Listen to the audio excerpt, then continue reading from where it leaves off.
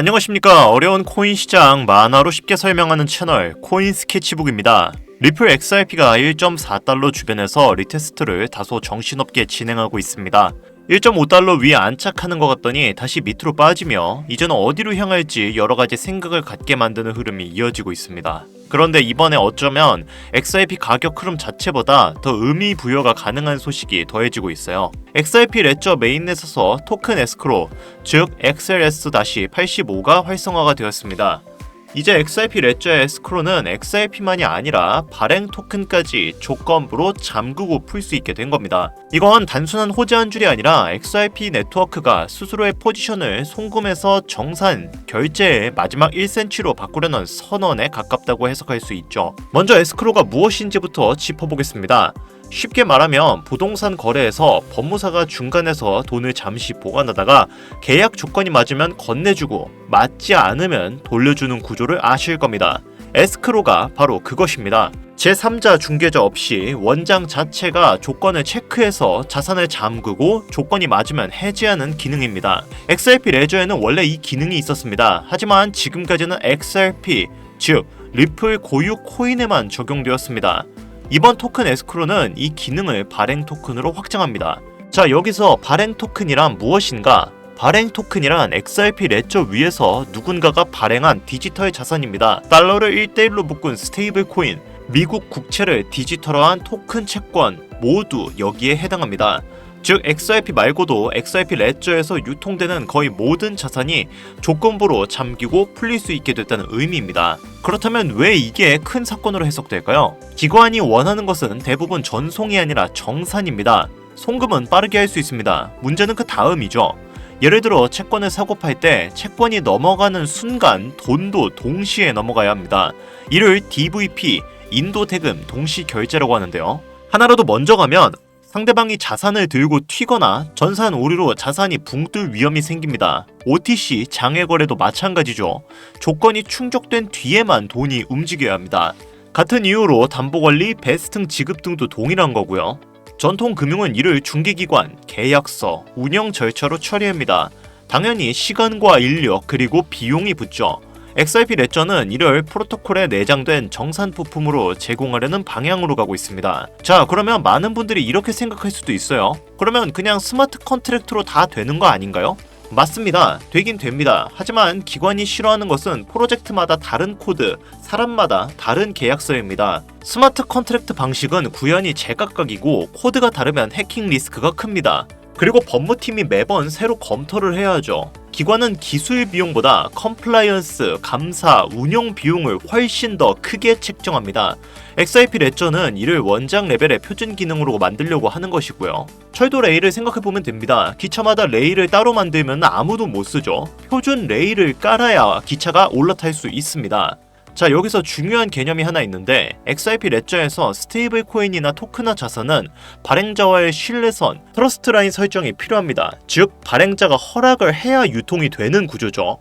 이번 토큰 에스크로도 마찬가지입니다. 발행자가 내가 발행한 이 토큰을 에스크로로 잠글 수 있게 허락을 할 것인가, 이 설정을 켜야만 작동이 됩니다.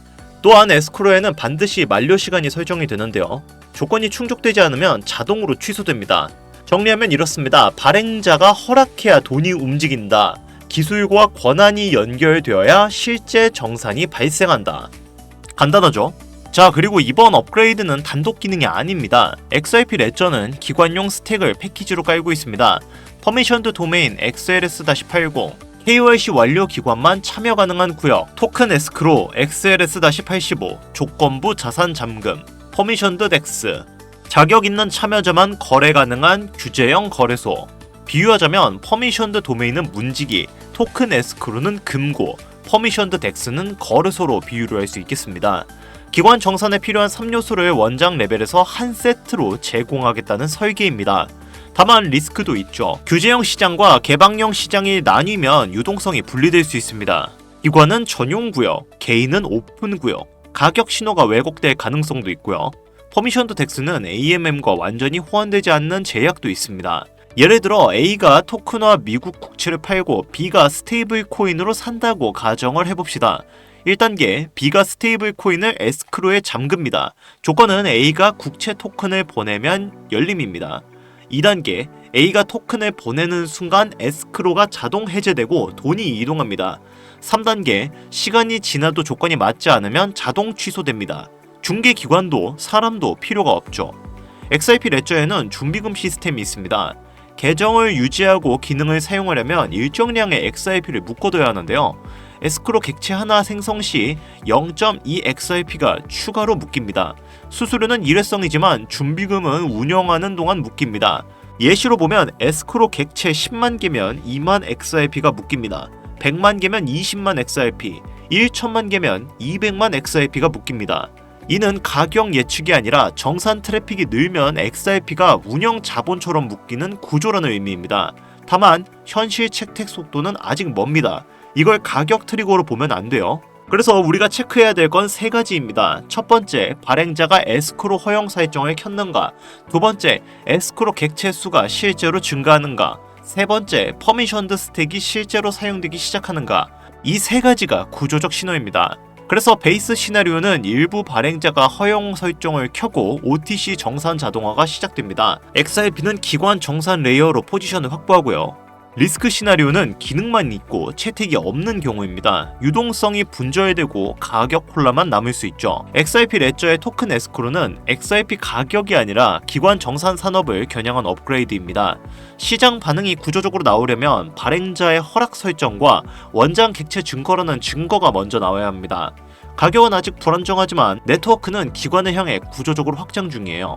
확장이 실제 채택으로 이어진다면 사이즈는 상당히 커질 수 있습니다. 제가 여러분들께 희망적인 내용을 전해드리려고 하는 게 아니라 정말 냉정하게 팩트만 이야기 드린 겁니다. 제가 여태까지 설명한 것 중에 거짓말이 하나라도 있었나요? 하나도 없었습니다. XRP는 그만큼 가치가 훌륭한 자산이다. 이것 하나만큼은 진실이에요. 그리고 오늘 제가 말씀드리고 싶은 건 XRP 하나만이 아니죠. XRP가 금융의 고속도로라면 제가 함께 주목하고 있는 히든 종목들은 그 고속도로 위에서 사람들이 실제로 머무르고 소비하는 공간을 만드는 테마입니다. 이 프로젝트는 과거 급등 이후 완전히 외면받았지만 여전히 글로벌 기업들이 참여하고 있고 실사용자들이 존재해왔어요. 시장은 지금 새로운 스토리를 찾는 국면이 아니라 사멸했다고 여겨졌던 테마 중 실제로 살아남는 것들을 재선별하고 있습니다. 엄밀히 말하면 사멸한 게 아니라 보류되었던 자산들이죠. 그도 그럴 수밖에 없습니다. 그전에는 인프라가 부족해서 활성화시키지 못했던 자산들이 이제는 인프라가 깔려서 활성화시킬 수 있다면 완전히 새로운 자산을 만드는 것보다 기존에 있었던 것들을 사용하는 게 비용적으로도 시간적으로도 이득일 수밖에 없거든요. 그리고 그렇게 새롭게 변화되는 인프라에 맞춰 수혜를 볼 종목들이 지금 수면 위로 떠오르고 있습니다. 이 종목들에 대한 정보를 이 영상에서 공유드릴 수도 있지만 저는 광고나 선동이 아니라 정말 원하시는 분들께만 조용히 공유드리려고 해요. 제가 드리는 이 정보를 믿든 안 믿든 그건 여러분들 자유입니다. 저는 강요드리지 않겠습니다. 그리고 종목 공유를 명목으로 그 어떤 금전도 요구하지 않을 것이며 투자는 반드시 감당 가능한 범위 내에서 분할 매수와 원칙을 지키며 진행하시기 바랍니다. XRP의 생태계에 맞춰서 가장 크게 수혜를 볼 테마들 그리고 어떤 종목들이 우리에게 큰 수익을 안겨줄 수 있는지 이 내용들이 궁금하시다면 화면에 보이는 번호로 종목이라고 두 글자 남겨주시면 됩니다. 그러면 변화하는 XRP 생태계와 함께 같이 상승할 수 있는 테마 그리고 그에 관련된 종목들까지 신청해주신 여러분들께 한 분도 빠짐없이 모두 공유를 드리도록 할 겁니다. 마지막으로 제가 드리고 싶은 말이 있습니다. 투자란 용기의 문제가 아니라 자세의 문제입니다. 대부분의 사람들은 확신이 생긴 뒤에 움직이지만 시장은 언제나 확신이 생기기 직전에 가장 큰 기회를 만들어 왔습니다. 지금 이 시기에는 많은 사람들이 지쳐서 손을 놓는 구간입니다. 하지만 이런 구간에서 묵묵히 공부하고 원칙을 지킨 사람들만이 다음 사이클에서 완전히 다른 위치에 서게 됩니다. 오늘 이 영상이 여러분의 인생에서 조금 더 단단한 선택을 하는 전환점이 되기를 바랍니다. 시청해주셔서 감사합니다. 다음 영상에서는 더 좋은 정보로 찾아뵙겠습니다.